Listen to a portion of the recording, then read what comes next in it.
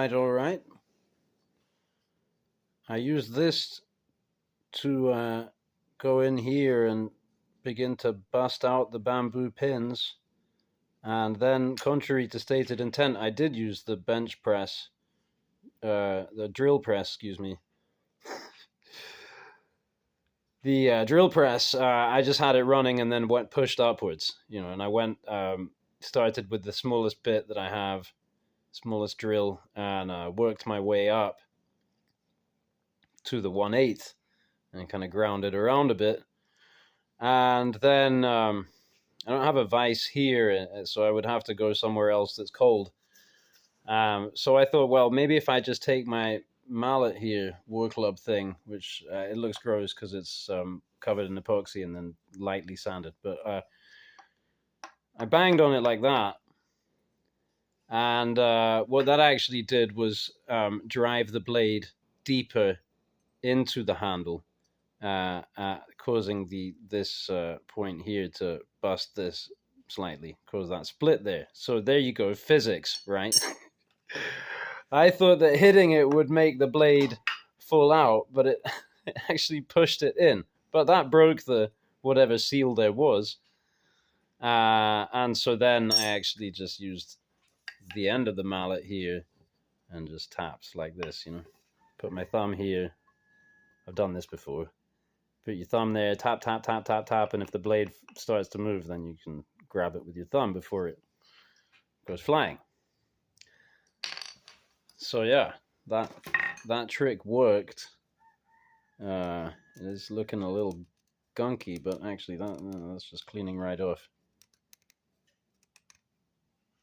Interesting. So that's the tight bond. It's not really rust, seemingly, or it's picked up something from the steel, but it hasn't damaged the steel. So I'll just clean this up a bit, and I guess I'll have to cut this whole apex off back to a certain thickness, and then try to heat treat again. And we'll see.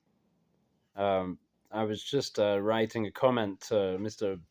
Black Hawk Bushcraft, who's been offering some supportive comments regarding the project. So how did this happen that this is so soft? Well, for one thing, thinning out the original billet under the power hammer. I mean, it starts from this bowl of orishigane, it's like a Rice Krispie of steel. And part of the challenge is getting that compacted down into one piece without little bits flying off. And little bits are going to fly off. There's no way to avoid that. But depending on how good you are in that very initial phase, you'll end up with more or less steel to work with. And I wasn't very good.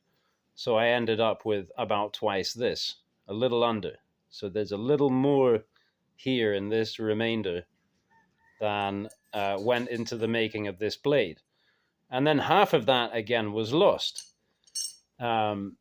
So, yeah, once I'd made the billet and moved on to the forging process, then I was somewhat wasteful in my forging because of the way that I shaped the piece. Later, I ended up grinding off a lot of material. For example, up here, this tang, this was one line here, and that's where this thickness is, yeah? So I lost all of that material up here that could have been in the blade. And aside from which, the way that I forged it out, it was a lot bigger down this way as well. And after the heat treating, I reground and started polishing, and then I reground again. And because of the selective hardening of the heat treatment, quenching in water. So first of all, we're heating this up to a certain cherry red color that is precise and discernible to the experienced eye. So this was done with the teacher, and so I don't doubt that the heat treatment was done correctly, because he monitored the whole thing and told me when to do what, pretty much. So I had to put this in the forge and try not to overheat the point. So you put it in a little bit, start to let the heat spread in through down the blade, and you start going in and out, you're checking the color, and once the whole thing is evenly heated, then you move to the quench into the water. However, at that point, the thinner areas are going to be hotter effectively, I guess. The edge, the point, it is always going to, because it's thinner, it's going to have that much more heat. And then when you go into the water, you go edge first. And so that's how you get the jamon and that is how the jamon is made, although, of course, it's revealed through the etching. And that's how you get this selective hardening more at the edge with the softer spine. So most of that, if not all of that hard material, I then ground away in my regrinding, because when it came out of the heat treatment, it was kind of bendy and so forth. And I didn't realize that it's actually very easy to bend this back into shape. But, if I'd forged it right, and if I'd and then so on and so forth, we wouldn't have gotten to that. So I made, like I say, I made all the mistakes available pretty much at every stage. And yet, even so, I believe that this should still have equivalent carbon in it. If not 1075, a 1050 or something, it should still be hardenable and be able to get to functionality. Now, it won't be probably a super wow, mega edge retention and so forth. But for, let's say, whittling some green wood or something like, maybe hardwood, but something like this cherry here, and for pairing, cutting cheese and that kind of thing, as a functional prototype, because I like the design, and that was kind of also my intent, was thinking, well, let me see whether I can make a kind of a large gentleman's fixed blade Warncliffe type thing, with my influences. So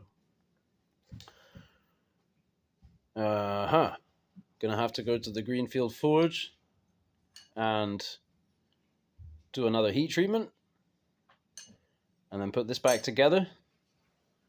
I'll glue this up first, and I can also prepare this for a collar, and because okay, this could also explode during the next heat treatment, so that might be it, but it's all a learning process, and I'll still have another billet. But I don't think I want to try and make another one of these. I'm thinking maybe try to make a leuku, something like that.